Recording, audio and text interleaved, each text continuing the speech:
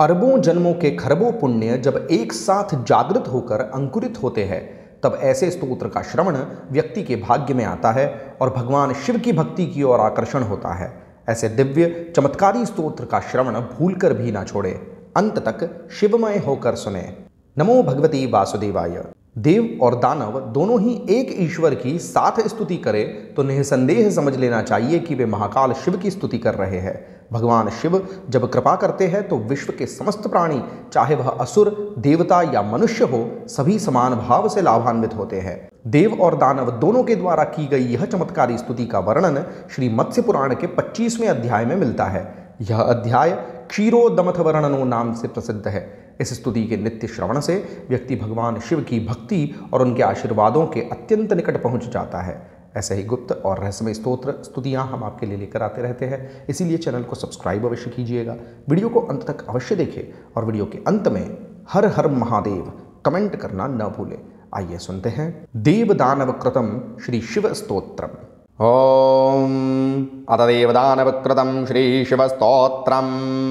देवदानवाचुः नमस्तुभ्यं विरूपाक्ष सर्वतोऽनन्तचक्षुषे नमः पिनाकहस्ताय वज्रहस्ताय धन्विने नमस्त्रिशूलहस्ताय दण्डहस्ताय धूर्जटे नमस्त्रैलोक्यनाथाय भूतग्रामशरीरिणे नमः सुरारिहन्त्रे च सोमाग्न्यर्काग्र्यचक्षुषे ब्रह्मणे चैव रुद्राय नमस्ते विष्णुरूपिणे ब्रह्मणे वेदरूपाय नमस्ते देवरूपिणे सांख्ययोगाय भूतानां नमस्ते शम्भवाय ते मन्मथाङ्गविनाशाय नमः कालक्षयङ्कर रंहसे देवदेवाय नमस्ते वसुरेतसे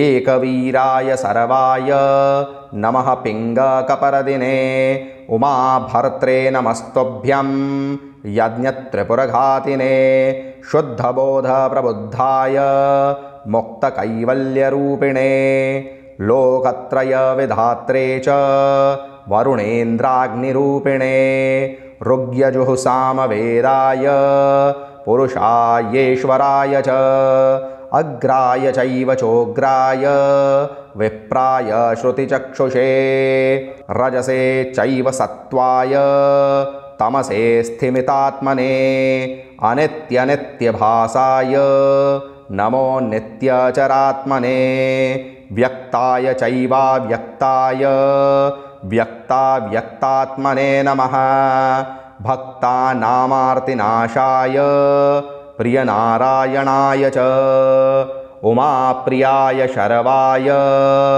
नन्दिवक्त्राञ्चिताय वै ऋतुमन्वन्तकल्पाय पक्षमासदिनात्मने नानारूपाय मुण्डाय वरूथ पृथुदण्डिने नमः कपालहस्ताय दिग्वासाय शिखण्डिने धन्विने रथिने चैव यतये ब्रह्मचारिणे इत्येवमादिचरितैः स्तुतं तुभ्यं नमो नमः। ओम इति श्रीमत्स्यपुराणे क्षीरोदमथवर्णनो नाम पञ्चाशदधिकद्विशततमोऽध्याये देवदानवकृतं शिवस्तोत्रं सम्पूर्णम्।